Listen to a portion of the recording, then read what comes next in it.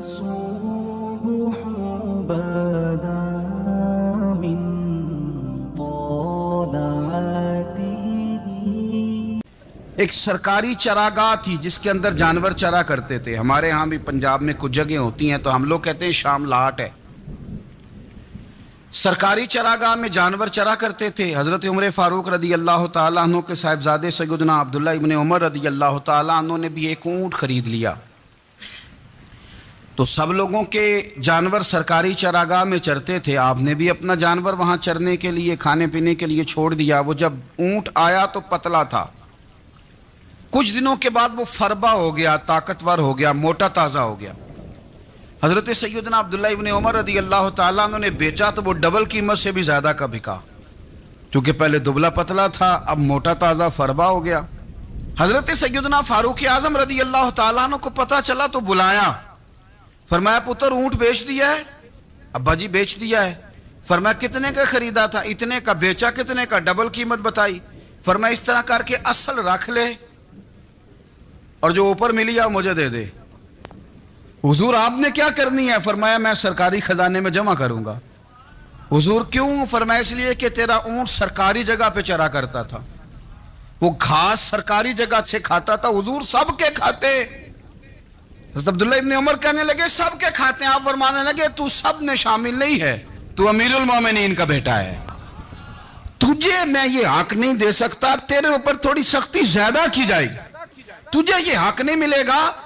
تو اپنے اونٹ کو چونکہ سرکاری چراگاہ میں چرایا کرتا تھا, لہذا تجھے وہ جو اصل رقم یہاں جمع کرانی پڑے گی. حضرت عاصم بن عمر رضی اللہ تعالیٰ عنہ, یہ سیدنا فاروق اعظم کے بیٹے تھے, مصر گئے تو لوگوں کو پتا چلا حضرت عمر کے بیٹے آئے. لوگوں نے تحفے دیے, بڑی بڑی چیزیں آپ کو دی. حضرت عمر کا بیٹا آیا, بڑے گفٹ دیے. تو صاحبزادے واپس آئے تو ان کے پاس بڑے تحائف تھے. سیدنا عمر فاروق رضی اللہ تعالیٰ عنہ نے دیکھا تو فرمایا ادھر لانا تحفے. کہا ابا جی لوگوں نے مجھے دیے ہیں. فرمایا تو نے کیوں بتایا تھا کہ میں امیر المومنین کا بیٹا ہوں؟ کہا حضور ان کو ویسے ہی پتا چل گیا. فرمانے لگے پتر یہ تحفے تمہیں اس لیے ملے ہیں کہ تم امیر کے بیٹے ہو, یہ تحفے تمہارا حق نہیں, چونکہ تمہیں اس کرسی کی وجہ سے ملے ہیں اور یہ کرسی مسلمانوں کی ہے, لہذا یہ حق بھی مسلمانوں کا ہی ہے. یہ لا سارے مال غنیمت میں جمع کیے جائیں گے. آپ اپنے گھر سے جب احتساب شروع کرتے ہیں, اپنے گھر سے. ایک دفعہ مال تقسیم ہو رہا تھا تو حضرت عمر رضی اللہ تعالیٰ عنہ نے نا حضرت اسامہ بن زید کو 4000 دینار دیے اور اپنے بیٹے عبداللہ ابن عمر کو 3000 دینار دیے. تو حضرت عبداللہ ابن عمر گھر جا کے کہنے لگے ابا جی اسامہ میں وہ کون سی خوبی ہے جو میرے اندر نہیں, اور اسامہ کے باپ میں وہ کون سی خوبی ہے جو آپ کے اندر نہیں. تو حضرت عمر کی عاجزی دیکھیے. حالانکہ بالاتفاق دنیا جانتی ہے کہ جناب عمر فاروق رضی اللہ تعالیٰ عنہ افضل ہیں, پھر بھی پتہ اپنے بیٹے سے کیا کہتے ہیں؟ فرماتے ہیں او سن یار, وہ خدمت گزار ہیں نبی پاک کے, وہ بھی حضور کے گھر میں ڈیوٹی کرتے, نوکری کرتے, اور ان کے بیٹے بھی حضور کی نوکری کرتے, یہ خدمت گزار ہیں. فرمانے لگے اگر تو نے پوچھ لیا تو سن, پھر میری تو رائے یہ ہے کہ تیرے سے زیادہ اسامہ بن زید حضور کی نظر میں پیارے ہیں, اور اسامہ کا باپ تیرے باپ سے زیادہ نبی پاک کا پیارا ہے. کوئی کمپیریزن کرنے نہیں دیا, بچوں کو کسی ایسی جگہ کھڑے ہونے نہیں دیا. فرمایا یہ وجہ ہے, یہ انداز ہے کہ تو زیادہ پیارا ہے. حضرت عمر فاروق رضی اللہ تعالیٰ عنہ پسند نہیں کرتے تھے, ذرا برابر بھی پسند نہیں کرتے تھے کہ کوئی شخص اور مال آتا تو اپنے رشتہ داروں کو نوازنے سے بچتے. مال غنیمت آتا ہے نا, ہمارے یہاں تو اللہ خیر کرے جب کوئی بندہ کونسلر بنتا ہے, چیئرمین بنتا ہے, تو ٹھیکہ کس کو دیتا ہے؟ کوئی چلو بھتیجا مل جائے, کوئی بھانجا مل جائے, کوئی چھوٹا بھائی, اسے بھی کام مل جاتا ہے ساتھ. نوازنے پہ لوگ آتے ہیں تو وہ تلاش کرتے ہیں کہ کہاں کہاں کو میرا ہے. وہ ٹینڈر ہی ان کے نام کے پاس ہوتے ہیں جن کی طرف ذرا نظر کرم زیادہ ہوتی. حضرت عمر فاروق مال تقسیم کر رہے تھے تو بیٹی آگے کہنے لگی ابا جی رشتہ داروں کا بھی حق ہوتا ہے, آپ سب کو دیتے ہیں, آپ کے اپنے آپ کے قریب ہی نہیں آتے. تو حضرت عمر فاروق نے کیا لفظ کہے, کیا حقیقت ہے, کیا حسن ہے. فرمانے لگے پتر یہ مال تیرے باپ کا نہیں مسلمانوں کا ہے, جب تیرے باپ کا ذاتی مال ہوگا تو اپنے رشتہ داروں کو دے گا, یہ مسلمانوں کا مال ہے. یہ اسی حساب سے تقسیم ہوگا جو عدل کا حساب ہے، جو ترازو ٹھیک ہے۔ فرمایا تو مجھے یہ مشورہ نہ دے، یہ مسلمانوں کا مال۔ یہاں سے نظام احتساب شروع ہوتا ہے، یہاں سے انسان آگے بڑھتا ہے، اور پھر کوئی تکلف نہیں کسی پر حضرت عمر کا، کوئی چھوٹا ہے یا بڑا ہے۔ حضرت ابو سفیان رضی اللہ تعالیٰ عنہ سردار رہ چکے ہیں مکے کے، بڑے آدمی، لیکن نظام احتساب میں کوئی چھوٹا بڑا نہیں ہوتا۔ حضرت عمر فاروق مکہ مکرمہ گئے تو لوگوں نے کہا حضور جناب ابو سفیان نے نا گلی میں پتھر رکھے اور بہت سارے لوگوں کو رستوں میں تکلیف ہو رہی ہے، تو حضرت ابو سفیان رضی اللہ تعالیٰ عنہ سے بھی لوگ کہہ دیتے تو وہ بھی اٹھا دیتے، لیکن لوگوں نے چونکہ وہ سردار تھے، بڑے تھے، تو لوگوں نے ان سے کہا نہیں۔ حضرت عمر جب آئے تو کہا تو جناب عمر نے پرواہ نہیں کی، خود آئے جناب ابو سفیان سے کہا یہ پتھر آپ نے رکھے؟ کہا حضور ہاں۔ فرمایا یہ بھی اٹھائیے، یہ بھی اٹھائیے، یہ بھی اٹھائیے۔ جب وہ اٹھا رہے تھے تو حضرت عمر کہہ رہے تھے شکر نہیں اللہ کا کہ عمر کہہ رہے ہیں اور ابو سفیان مانتے جا رہے ہیں، شکر نہیں۔ یہ نظام احتساب ہے کہ بڑا ہو یا چھوٹا ہو، اس کو یہ حق حاصل نہیں ہے کہ مسلمانوں کو وہ کسی تکلیف میں کسی بھی صورت میں مبتلا کرے، کہیں بھی کسی جگہ بھی، اس کو یہ والی اجازت نہیں۔ حضرت ابو موسیٰ اشعری رضی اللہ تعالیٰ عنہ نے پہلے تو ایک قلین بڑا سونا تھا، تو آپ نے حضرت عمر کے گھر بھیج دیا کہ چلو ان کے گھر میں ان کی اہلیہ بچھا لیں گی، کہیں سے تحفہ آیا۔ پھر وہ جس کمرے میں مال غنیمت اور خزانہ رکھا جاتا تھا اس کی صفائی کر رہے تھے تو ایک دینار مل گیا، تو وہ دینار بچے سارے جا رہے تھے تو ان میں سے حضرت عمر کے ایک بیٹے کو چھوٹے کو بلایا اور بلا کے کہا پتر یہ دینار لے لو۔ حضرت عمر نے دیکھا کہ بیٹے کے ہاتھ میں دینار بھی ہے اور گھر میں قالین بھی ہے۔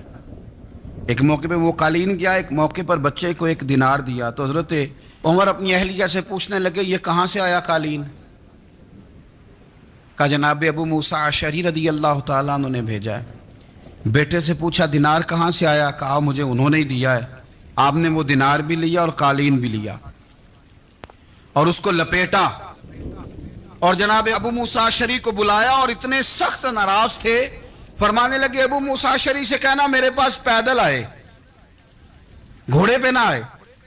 اور جب آئے حضرت ابو موسیٰ اشعری تو جناب عمر اتنے ناراض ہوئے کہ وہ قالین لپیٹ کے تو ان کے سر پہ مار دیا۔ فرمانے لگے پکڑو اپنا دینار، تمہیں پورے مدینے میں میرے بیٹے کے علاوہ کوئی اور نہیں ملے تھا جسے تم خراب کر سکو، میرا پتر ہی ملا تھا بگاڑنے کی، کس نے اجازت دی تم میرے بیٹے کو دینار دو؟ کیوں لائے تم میرے گھر میں قالین؟ حضرت عمر فاروق رضی اللہ تعالیٰ عنہ فرمانے لگے میں زمین پہ سونے کا عادی ہوں، زمین چٹیل بھی ہو تو رب کا بندہ بن کے سوتا ہوں تو اللہ مجھے آرام اور سکون کی نیند عطا فرما دیتا ہے، مجھے تمہارے مخملوں کی اور قالینوں کی ضرورت نہیں ہے۔ احتساب یہاں سے شروع ہوتا ہے بھائی۔ سیدنا فاروق اعظم رضی اللہ تعالیٰ عنہ نے اس نظام احتساب کو اپنے گھر سے شروع فرمایا۔ حضرت عمر فاروق رضی اللہ تعالیٰ عنہ اپنے بچوں سے فرمایا کرتے تھے کہ جب میں حکم لوگوں کو کروں گا نا، اپنی رعایا کو، مسلمانوں کو میں کوئی حکم دوں گا تو تمہیں پہلے اس پر عمل کرنا پڑے گا۔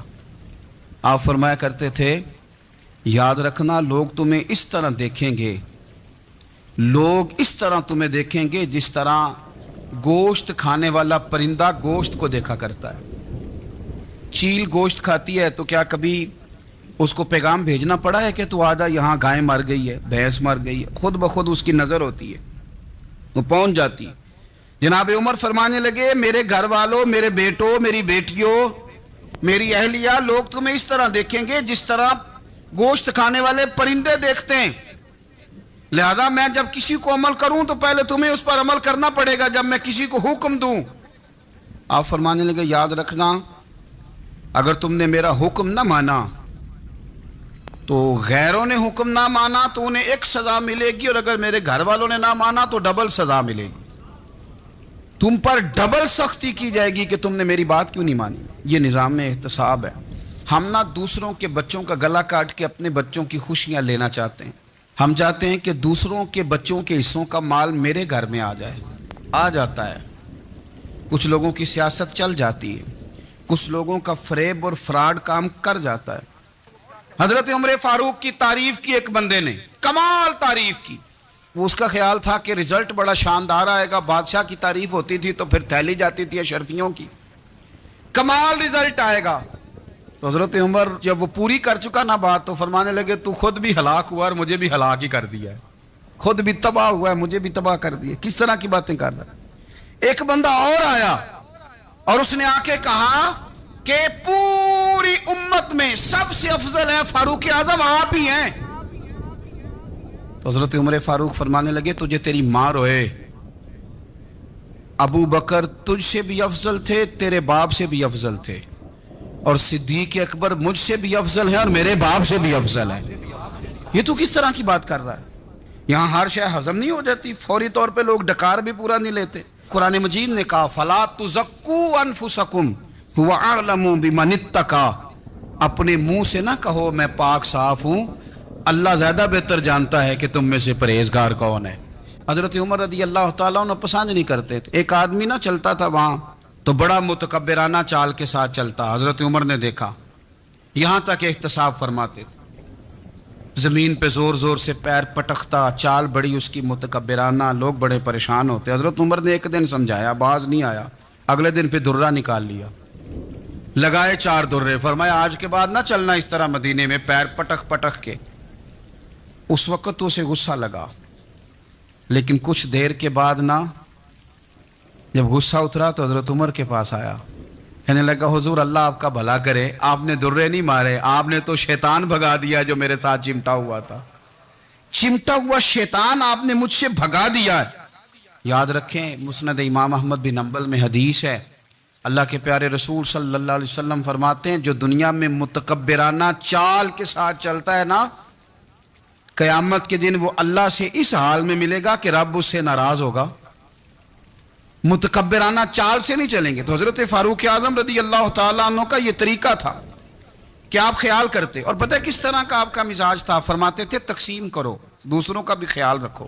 حضرت عمر کے ایک صاحبزادے نے کنگھی کر لی، اچھا لباس پہن لیا تو درہ مارا جناب عمر نے، تو آپ کی بیٹی کہنے لگی ابا یہ تو بالکل جائز ہے، اچھے کپڑے پہننا، اچھا لباس پہننا اور سر میں کنگھی کر لینا، اس پر درہ کیوں مار دیا؟ تو آپ فرمانے لگے بیٹا یہ خود پسندی میں مبتلا ہونے لگا تھا، یہ اپنے آپ کو بہت بھلا سمجھنے لگا تھا، اس کا خیال تھا کہ میں ہی ہوں میرے علاوہ کوئی نہیں، یہ اس مقام پہ جا رہا تھا جہاں اس کی تربیت رک جاتی، اس لیے درہ مارا ہے۔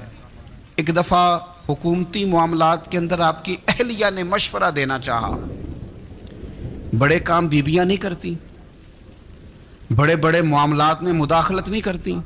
ہمارے بر صغیر میں وہ بادشاہ نہیں گزرا کہ جو فیصلہ کرتا تھا تو کرسی پہ بیٹھ جاتا تھا اور پردے کے پیچھے اس کی بیوی بیٹھ جاتی تھی، اور جب وہ فیصلہ سنانے لگتا تو یوں گردن پیچھے کرتا اور اہلیہ جو کہتی وہ فیصلہ سنا دیتا۔ لیکن ایک دفعہ خاتون نے ایک آدمی کو حضرت عمر نے معزول کیا تو آپ کی اہلیہ نے، اس آدمی کی اہلیہ حضرت عمر کی اہلیہ سے ملی ہوں گی، تو خاتون نے ذرا سفارش کرنی چاہیے، تو جناب عمر فاروق رضی اللہ تعالیٰ عنہ کے ہاتھ میں عصا تھا، ڈنڈا تھا، 2-3 دفعہ زمین پہ مارا، فرمایا تمہیں کس نے اجازت دی ہے حکومتی معاملات میں مشورہ دینے کی؟ یہ مشورہ مولا علی دیں گے یا عثمان غنی دیں گے؟ آپ کو کس نے اجازت دی؟ وہ حکومتی معاملات، وہ مسلمانوں کا اجتماعی معاملہ، وہ مسلمان دیکھیں گے، آپ کو اس میں آنے کی اجازت نہیں ہے۔ جو آپ کی ذمہ داریاں ہیں، آپ کے حقوق ہیں، ان پر آپ بات کریں۔ حضرت عمر فاروق رضی اللہ تعالیٰ عنہ خادم سے کہنے لگے بوڑھی سے پوچھو، تو پوچھا اماں السلام علیکم، وعلیکم السلام، اماں کیا بات ہے؟ تو اماں کہنے لگی جاؤ دوڑو، تمہیں کیوں بتاؤں، دیہات کی سیدھی سادی بی بی، جاؤ بھاگ جاؤ۔ کہا نہیں اماں مہربانی کرو، اندر تو آنے دو۔ بڑی منت کے بعد اماں مانی۔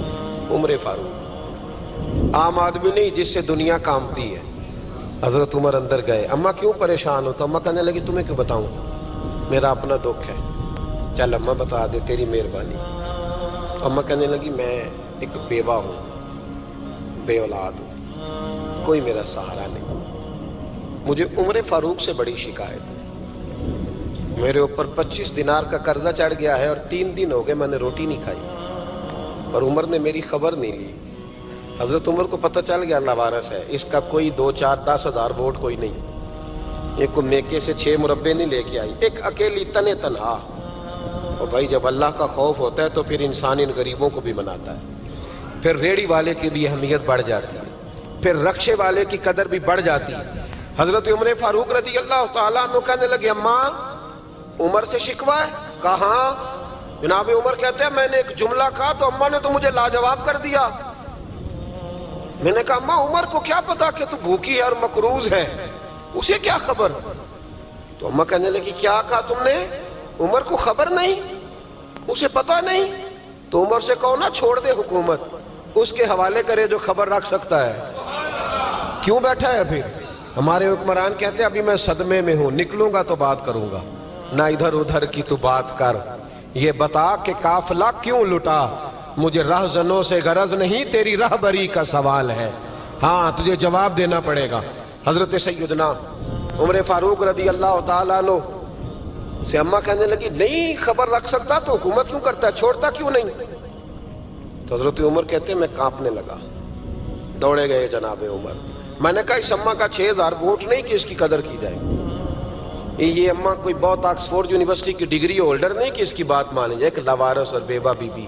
عمر دوڑے گئے, گھر سے اناج کا تھیلا کندھے پہ رکھا, 25 دینار بھی لیے, پکا پکایا کھانا بھی لیا. خادم کہنے لگا حضور مجھے دے دے میں اٹھا لیتا ہوں. تو حضرت عمر فرمانے لگے چل وعدہ کر قیامت کے دن بھی میرا بوجھ اٹھائے گا. کہنے لگا جی نہیں وہاں نہیں اٹھا سکتا. فرمایا پھر آج بھی نہ اٹھا, مجھے ہی اٹھانے دے, یہ میرا بوجھ ہے تو مجھے ہی. اماں کے سامنے 25 دینار بھی رکھے.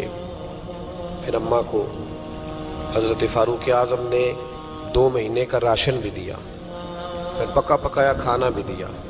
معمولی آدمی کی بات نہیں کر رہا, 24 لاکھ مربع میل کا حکمران. حضرت عمر مدینے میں بیٹھ کے کبھی للکار دیں تو کیسر و کسرا کی ٹانگیں کانپیں. جناب عمر فاروق رضی اللہ کھانا کھلا کے اماں چارپائی پہ تھی تو عمر نیچے بیٹھ گئے. کہنے لگے اماں چل عمر کو معاف کر دے, چل چل جانے دے, کوئی عرض نہیں, بیچارے کو پتہ نہیں چلا. تو اماں کہنے لگی تو نے پھر عمر کا ذکر چھیڑ دیا. بیٹے میرے گھاؤ بڑے گہرے ہیں, میرے زخم بڑے سخت ہیں, کلیجہ پھٹے تو تجھے دکھاؤں کتنی تکلیف میں ہوں. میں تو پکا ہوا پھال ہوں, کسی وقت بھی دنیا سے چلی جاؤں گی. میں نے عمر کو معاف نہیں کرنا. جب میں قبر میں جاؤں گی نا, نبی کریم علیہ السلام آئیں گے تو میں عمر کی شکایت کروں گی. میں کہوں گی حضور اس سے پوچھئے یا رسول اللہ بیوہ اور بوڑھی کا خیال ہی نہیں کیا. تو آپ کے غلام کہتے ہیں میں نے عمر کو کبھی اتنا روتے نہیں دیکھا جتنا آج روئے. کہنے لگے اماں عمر کو میں جانتا ہوں وہ کمزور ہے, یہ شکایت نہ لگانا, وہ کمزور ہے, مقابلہ نہیں کر سکے گا, یہ شکایت نہ لگانا, چل معاف کر دے. تو اماں کہنے لگی اچھا تو مجھے کچھ اچھا لگتا ہے, جا تیری خاطر عمر کو معاف کیا, تو پیارا لگا ہے, جا معاف کیا, تیری خاطر معاف کیا, تیری خاطر عمر کو معاف کیا. حضرت عمر فاروق کہنے لگے مجھے لکھ کے دو. کون اتنے جتن کرتا ہے, کون؟ کسی سے کہنا جا اپنی اماں کو منا لے, تو کہتے ہیں نہیں میری غلطی کوئی نہیں تو مناؤں کس بات پہ, ہمیں تو 20 دلیلیں آتی ہیں. جا ابا کے پیر پکڑ لے. پتہ ہے نبی پاک علیہ السلام نے فرمایا جس کا باپ راضی ہوگا اسی کا اللہ راضی ہوگا, اور جس کا باپ ناراض ہوگا وہ سارا دن وظیفے پڑھے, اس کا اللہ راضی. یہ ابو داؤد شریف کی حدیث ہے. نا جی بڑی مہربانی, پیسے نہ لائیے گا آپ. اب بات سنیں, وہ بھی میں سمیٹنے کی طرف آ رہا ہوں, ختم کر رہا ہوں, آپ میری بات پہ توجہ رکھیں. عزیز بھائی, نبی کریم صلی اللہ تعالی علیہ وسلم نے جو اپنے غلاموں کی تربیت کی تو حضرت عمر فاروق کہنے لگے لکھ کے دو, لکھ دو. تو اماں کہنے لگی آپ لکھیں میں سائن کر دیتی ہوں, آپ لکھ دیں میں سائن کرتی ہوں. حضرت عمر نے لکھا فلاں بنت فلاں کو عمر سے شکایت تھی. پھر انہوں نے عمر کو معاف کر دیا. اماں سائن کرنے ہی لگی تھی کہ مولا علی شیر خدا آ گئے, حضرت عبداللہ ابن مسعود آ گئے. اوہو عمر یہاں بیٹھے ہوئے ہو, میں سارے مدینے میں تلاش کر رہا تھا, یہاں بیٹھے ہو, وہ کچھ لوگ ملنے آئے, نکلو. اماں نے سنا کہ یہ عمر تھے تو اماں اٹھ کے کھڑی ہو گئی. آئے ہائے عمر تھے, آپ عمر تھے. تو جناب عمر کہنے لگے اماں تو نے جو کہا ٹھیک کہا, لیکن اپنے وعدے پہ قائم رہا, یہ ذرا سائن کر دے. اماں نے سائن کیے. تو حضرت عمر فاروق فرمانے لگے علی آ گئے ہو تو بطور گواہ تم بھی دستخط کر دو. عبداللہ ابن مسعود تم بھی بطور گواہ جب سائن ہوئے تو جناب عمر نے رکا لپیٹا اور مولا علی شیر خدا سے فرمانے لگے علی یہ رکھ لو, مجھے لگتا ہے میں تم سے پہلے دنیا سے جاؤں گا، اور جب میں پردہ کر جاؤں نا تو یہ رکا میرے کفن میں رکھ دینا۔ اگر حضور علیہ السلام نے پوچھا نا میری امت کے ساتھ کیا سلوک کر کے آئے ہو، تو رکا نکال کے کہوں گا یا رسول اللہ ایک بوڑھی ناراض تھی، میں اسے بھی راضی کر کے آیا حضور، یہ میں راضی۔ بھائی جب تک ہم اللہ سے نہیں ڈرتے معاشرہ اصلاح پذیر نہیں ہو سکتا۔ حضرت عمر فاروق رضی اللہ تعالیٰ عنہ نا باہر والوں کا بھی بڑا سخت حساب کرتے تھے، بڑا۔ ایک گورنر صاحب نے لباس بڑا شاندار پہننا شروع کر دیا تھا تو حضرت عمر نے اتروا کے نا تو انہیں ٹاٹ کا لباس پہنا کے تو اونٹ چرانے کی ڈیوٹی دے دی تھی۔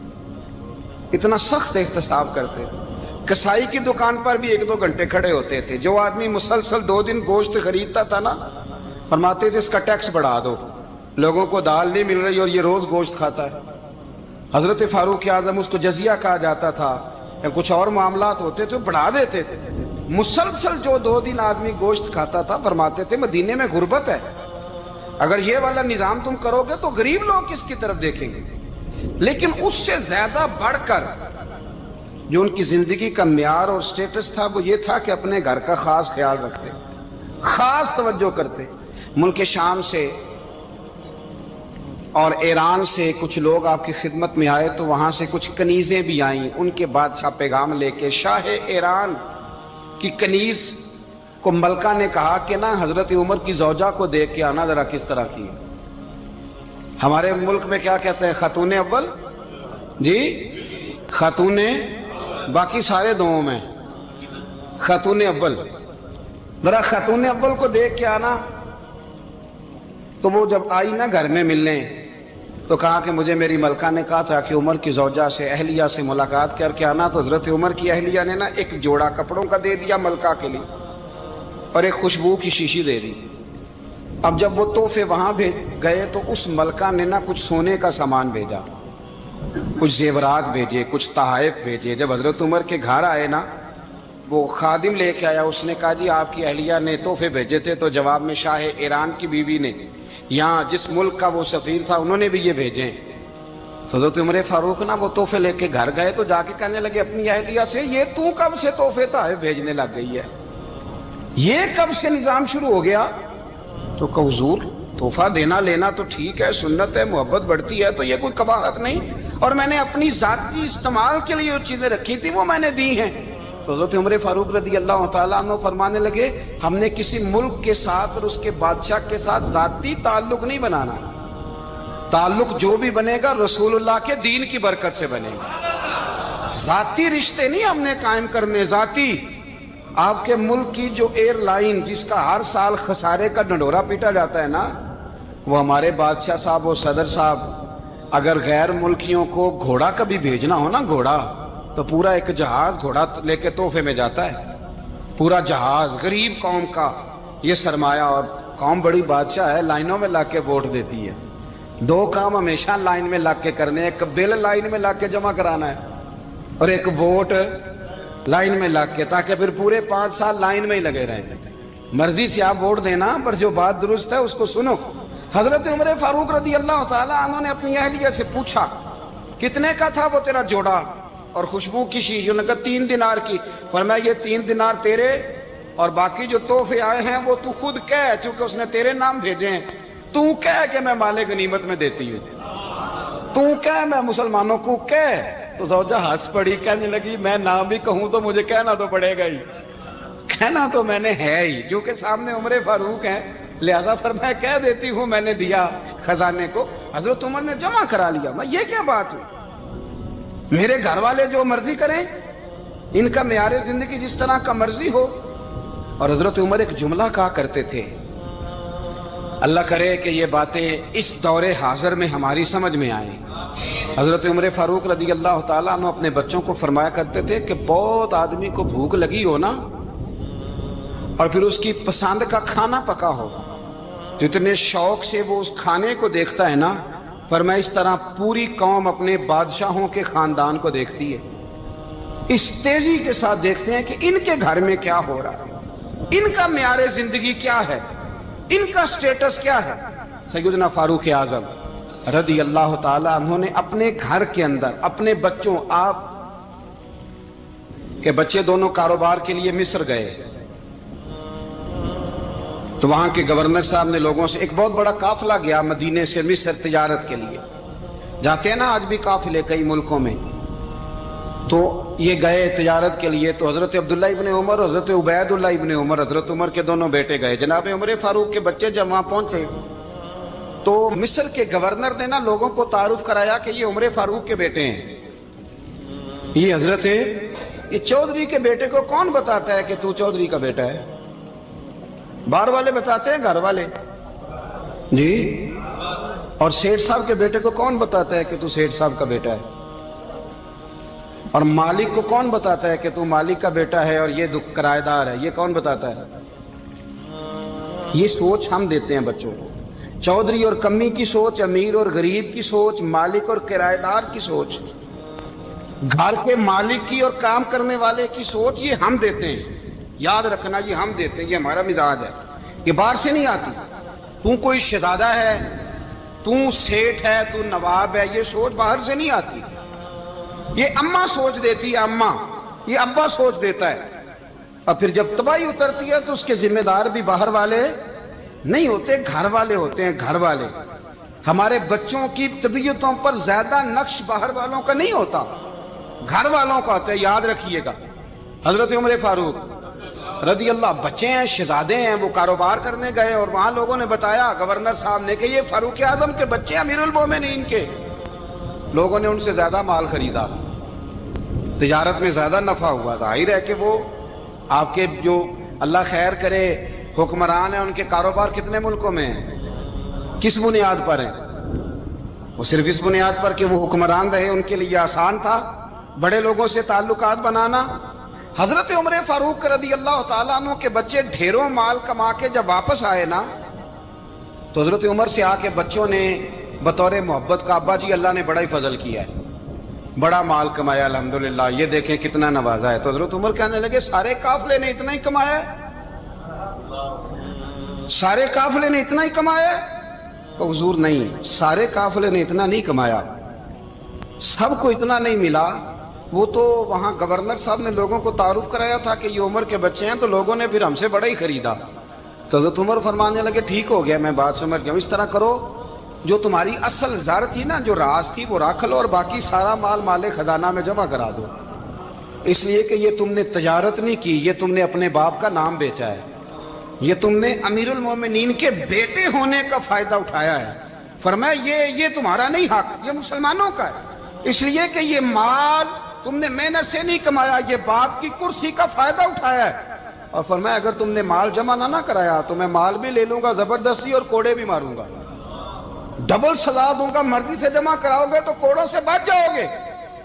بڑے بیٹے نے تو جمع کرا دیا، تو چھوٹا تھوڑا پریشان ہوا، تو حضرت عبداللہ ابن عمر چھوٹے کا ماتھا چوم کے کہنے لگے بیٹے چپ کر کے جمع کرا، یہاں بھی فخر کر کے ہم عمر کے بیٹے ہیں، اور قیامت میں بھی فخر کریں گے کہ ہم فاروق اعظم کے بیٹے ہیں، یہاں بھی ناز کریں گے اور وہاں بھی ناز کریں گے کہ عمر کے بچے ہیں۔ ہمارے باپ نے خود بھی حلال ہی کھایا ہے، اور جب ہماری کمانے کی باری آئی ہے تو ہمیں حکم بھی حلال کھانے کا دیا۔ بھائی ہمارا مزاج نہیں، بچہ جب لے کے آتا ہے 2 لاکھ روپیہ تو کبھی پوچھے کہاں سے آیا ہے؟ جب وہ پہلے دن غلط دوستوں کے پاس جا کے بیٹھتا ہے تو کبھی نکالا ہے گھر سے اسے؟ یہ بہت سارے خمیازے ہمیں اس لیے بھگتنے پڑتے ہیں کہ ہم ابتدا میں سوراخ بند نہیں کرتے، جب اس میں شگاف پڑ جاتا ہے، سیلاب آتا ہے تو ہمیں ہوش آتی ہے۔ حضرت عمر نے اپنے گھر میں نگرانی رکھی، کڑی نگرانی، زیادہ نماز گھر میں پڑھتے تھے حضرت عمر، نفلی نمازیں زیادہ کیوں بلا؟ بھائی یاد رکھیں کہ آپ نے اگر سجدہ کرنا ہے تو بچہ لیٹ جائے گا، وہ اسے پتا کوئی نہیں سجدہ کیا ہے، لیکن جب گھر میں کبھی قرآن ابا جی کھول لیں نا، جب ابا جی کا موڈ بن جائے نا لیکچر دینے کا، وہ گھر میں شروع ہو جاتے ہیں، کہتے ہیں آپ لوگ نماز نہیں پڑھتے اس لیے میرے کاروبار میں برکت کوئی نہیں، تم سویرے قرآن پاک نہیں کھولتے تو میں تباہ ہو گیا۔ تو میاں آپ نے کب گھر میں قرآن پاک کھولا تھا؟ آپ نے کب نماز پڑھی؟ آپ نے کب گھر کے اندر اللہ رسول کا ذکر کیا تھا؟ آپ نے کب حدیث چھیڑی؟ آپ نے بھی تو گھر کے اندر جب بھی آپ آئے ہیں تو آپ نے وہی کچھ کیا جو دنیا دار کرتے ہیں، آپ بھی تو اپنا موبائل لے کے الگ کونے میں بیٹھ گئے، آپ نے بھی تو کہا ہے کہ اب تمہارے چینل ختم، اب میری مرضی والا چلے گا۔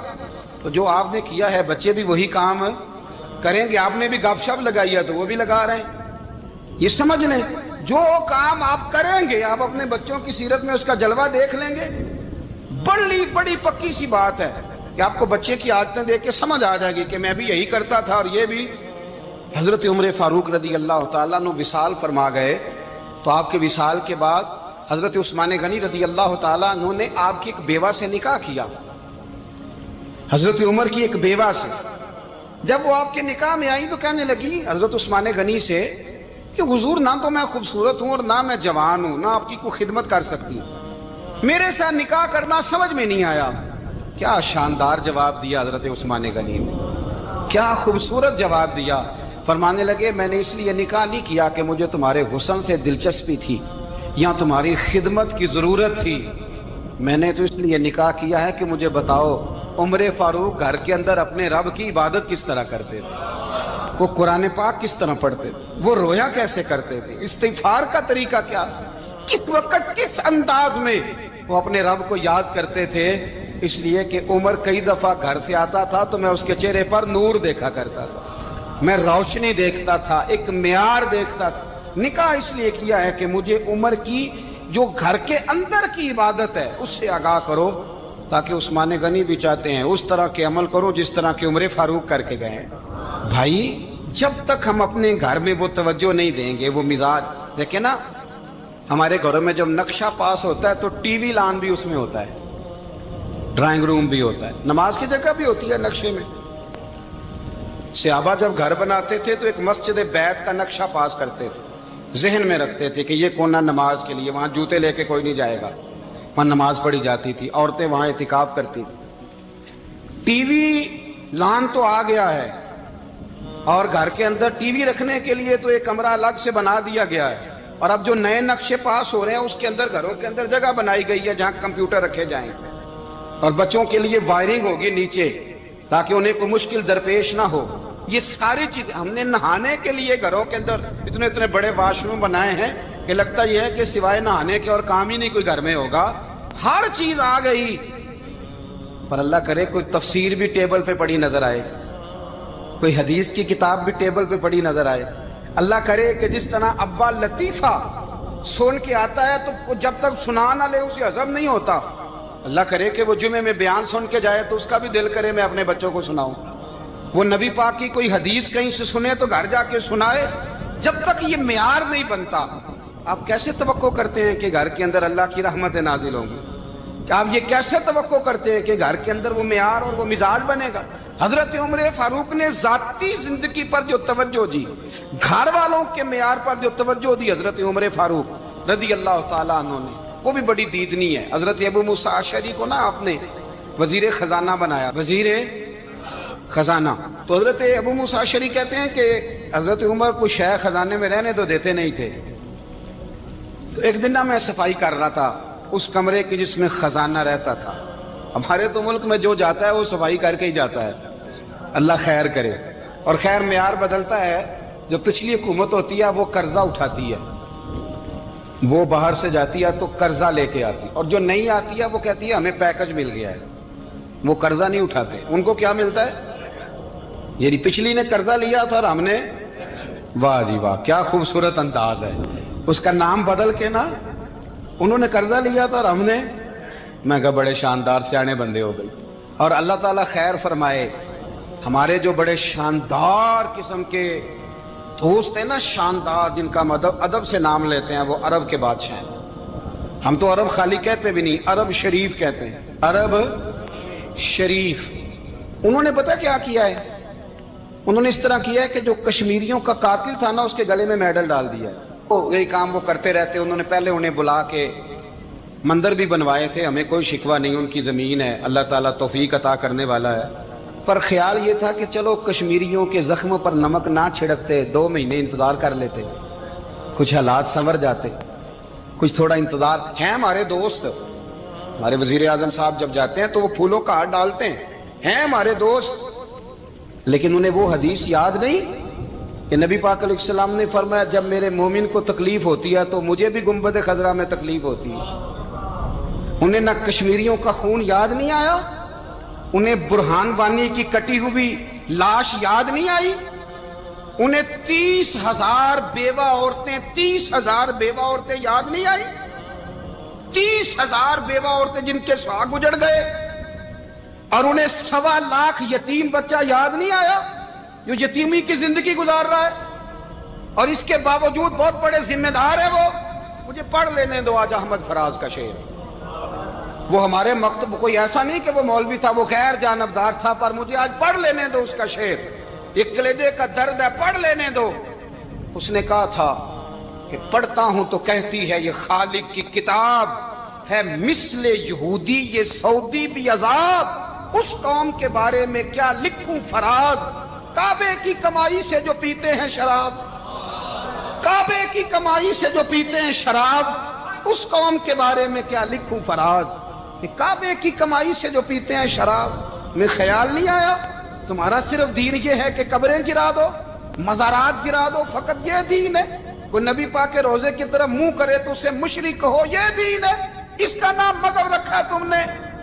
مذہب تو اس کا نام ہے کہ جو رسول اللہ کا نام لینے والا ہے وہ ہمارا یار ہے، اور جو نبی پاک کا نام لینے والا نہیں ہمارا اس سے کوئی تعلق، یہ دین ہے۔ حضرت عمر فاروق کی سیرت سنا رہا ہوں، حضرت عمر کی۔ حضرت ابو موسیٰ اشعری نے ایک عیسائی کو منشی رکھا تھا، اکاؤنٹ آفیسر حضرت ابو موسیٰ اشعری نے۔ تو حضرت عمر فاروق بول پڑے، کہنے لگے تمہیں مسلمان کوئی نہیں ملا تھا؟ کلمہ گو نہیں تمہیں نظر آئے؟ کشمیریوں کی لاشیں نظر نہیں آتی؟ ان کا خون بہ رہا ہے، تباہی اتر رہی ہے، اور تم قاتل کو گولڈ میڈل پہنا رہے ہو؟